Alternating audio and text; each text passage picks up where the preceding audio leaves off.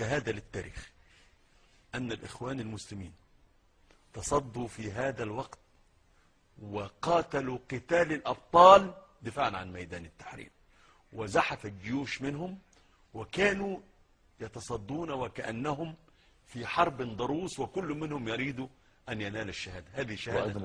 وظهر الإخوان المسلمين بمظهر حضاري، وكان لهم دور كبير في إنجاح الثورة سيكتبه كل الذين شاركوا في هذه الثورة وأنا منهم. ودورهم في يوم الأربع في صد البلطجية دور. ينكر أن نزول الإخوان المسلمين للميدان في المرحلة ازداد الثورة رسوخا في الأرض. مش هذا الكلام، محدش يقدر ينكر كده أبدا. يعني إذا أدعو إلى ذعر في غير موقعه أو تخوف إن الإسلاميين جايين عشان ينفذوا أجندة خاصة بيهم. أنا أرى أن إخواننا في الإخوان المسلمين بما لهم من خبرة سياسية مضت واحتكاك بالعمل السياسي بالفعل عبر البرلمان لسنوات طويلة، أراهم من أجدر ومن أكفأ الناس للدخول في هذه المرحلة. والله هم الإخوان المسلمين هم أكبر كتلة برلمانية، خدت بالك إزاي، وهم كجماعة منظمة جدا، وهنيئا لهم إن هم خدوا برلمان يستحقوا. الناس بتشتغل على الأرض بقى. قابلت ناس تانية متعلمة مقتنعة ومتحررة وناس تبدو يعني بتشتغل في الوسط الفني مثلا اللي هم قلقانين.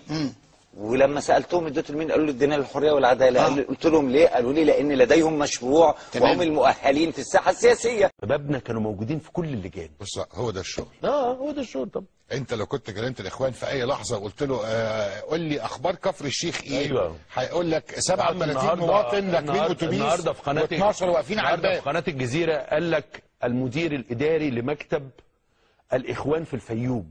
يعني ده معناه انه في مكتب وفي مدير فني وفي مدير اداري وفي نائب رئيس المكتب وفي رئيس المكتب، يعني في يعني عارف ازاي مدرب حراس المرمى، يعني في ايه عارف طبعا. ازاي طبعا هيراركي في لا الاخوان في لحظه معينه عارفين مين اللي هيطلع يتكلم في القانون، مين هيقول في المجتمعيات، مين هيتكلم في التشريع، مين هيتكلم.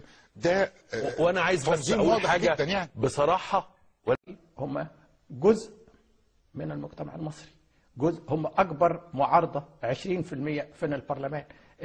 يعني عملية في رأيي مضحكة إن أقول أن ربع أو خمس البرلمان هم جزء من جماعة محظورة. يعني في التهم المعلبة والسابقة التجهيز للسيد الدكتور محمد مرسي وللإخوان المسلمين. الإخوان المسلمين في مجلس الشعب لغاية النهاردة لم يصدروا قرار أو قانون أو لائحة ضد مصلحة الأقباط، وهذا واضح ومعروف ولا يستطيع أحد أن يعارضه ولا يهود. فلماذا نتهمهم ولا معهم؟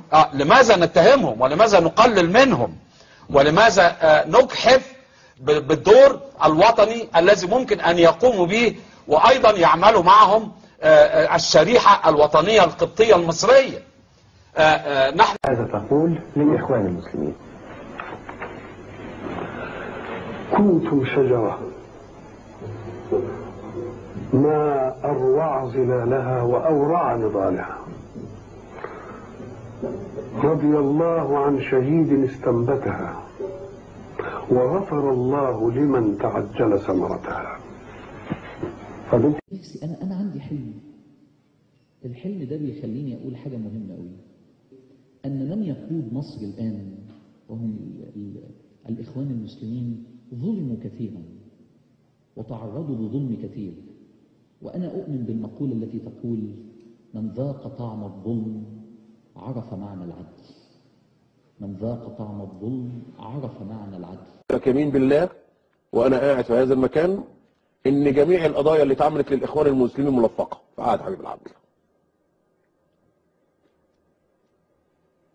جميع القضايا بلا استثناء اللي اتعملت للإخوان المسلمين ملفقة. كنت الآن من يتهم الإخوان المسلمين أنهم لن يسلموا السلطة، وأنا أعتقد أن الإخوان تؤمن بالتعددية، وأننا سنسمع أن الرئيس مرسي كان رئيسا سابقا من غير ما يدخل السجن، إن احنا ممكن نلتقي به في الشارع ويقول: أنا كنت رئيسا لمصر.